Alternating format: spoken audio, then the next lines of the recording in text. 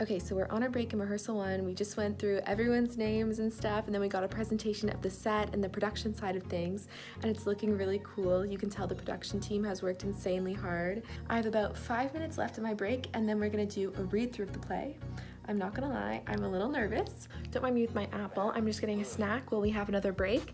So we've done a read through of half the show, and it's going well so far. I'm really enjoying it, aside from a couple glitches that were to be expected. Something David keeps saying that's really important to mention is that we're not ignoring the fact that this is theater gone online, if that makes sense. He keeps pointing out how we're literally trying to transfer theater online and create almost a new kind of theater, like a stem off theater, a branch off of it.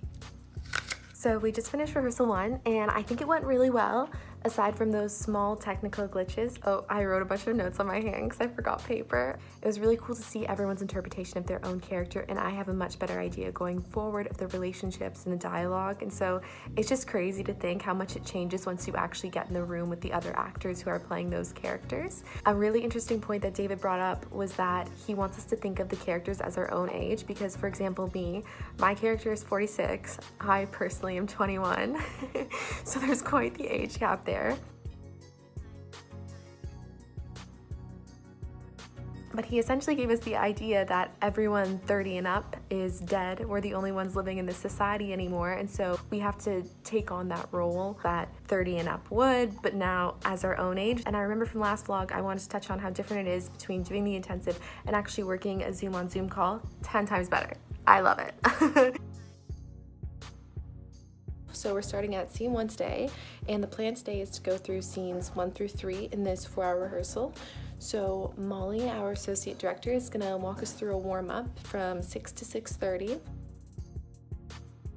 So with the environment that he's describing for us, one of the examples he gave was Lord of the Flies, and that, you know, we're kind of these young creatures that need to act like adults, but we have that mindset where we're almost vulture-like, I guess, and he's having us play around a lot with the physicality, playing with space and distance from the camera. So how close can I get? How far away can I get? What does that change? So we just finished rehearsal. We did scene 3 for the last hour, and David sent us away with a little question to ponder: what happens in between scenes? Oh, this is something I wanted to mention. Contradicting the script. So by that, I mean you have a certain line in the script, say, I'm meant to be lying on the floor right now. Instead, I'm standing up with my arms stretched out to the ceiling. That contradiction is not ignorance, but rather it's a choice. Something David touched on tonight that I thought was really important was earning the audience's attention. So especially being online, it's really hard to stay focused. And as I mentioned earlier, that's finding different camera angles and experimenting with our bodies in the space that we have around us. Here comes my cat. She's so loud. The vocabulary that David uses to help us with possibilities that may arise as we run the scenes are really situationally funny. So for example, tonight, he passed on a thought to someone saying, you're kind of like that dad who can't figure out FaceTime. And once he says that, I now have an opportunity as the other character in that scene to go, oh, so if he can't see me, but I know the audience can, now I can play with that. We want intrigue to land so that people want to stay. And sometimes that intrigue may come off as crazy and what's going on, but through the lens of the show, think about how that makes sense. I know, my brain hurts too. So I was just on the phone with one of my friends and castmates, Diego Blanco, and we were having a conversation about rehearsal techniques and what's happening in the show. And he said something really great that I didn't even connect with what I was talking about yesterday. So what I was saying about contradiction and earning the audience's attention, this comes from Brecht, and Diego mentioned that to me, and it wasn't something that I even thought about.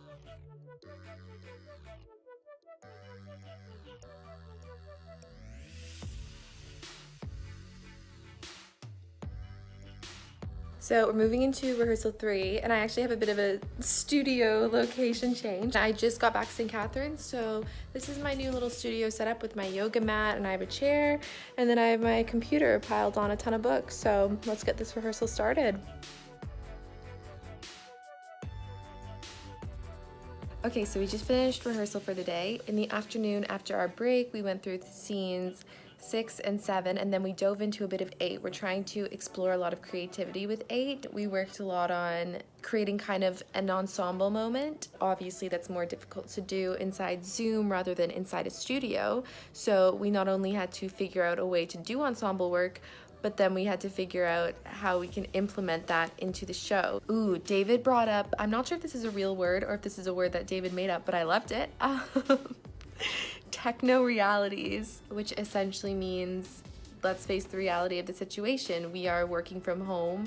Cats may pop into the screen from time to time, so let's use that and roll with it. So a great example today, someone's internet was lagging a lot and they kept cutting out. So rather than stopping and waiting and redoing, we essentially used it to our benefit. So if I had a line that was prompted by hers, but she was cutting in and out, I would kind of sit there and be like, huh, where is she? Like, why isn't she responding? Staying in character and like making it a part of the storyline. I've said previously that this could almost be a mash between theater, TV, and film. We have to treat it like its own type of theater because new things are going to arise and we have to use what's given to us. We were forced into this situation because of COVID. But with that, we kind of have this opportunity to dive in and open up a brand new door. Let's build a new structure. I finally decided to put my camera down because I felt like a nuisance holding it. Everyone in this production is working so insanely hard, navigating the new way that we have to. And we're not using theaters being shut down as a roadblock where we have to do a complete U-turn and dive into something like film. Instead, we're gonna grow some legs on our car and step over it and try and drive it as far as we can go. And along the way, we're gonna have to build some new things, but that's just the way it goes. So apparently I have a thing for editing while wearing this sweater. It's just so cozy.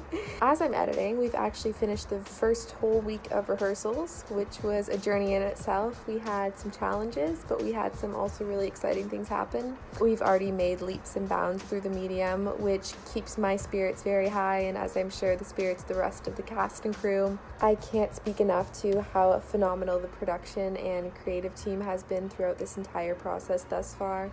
They are some truly phenomenal people doing some amazing work.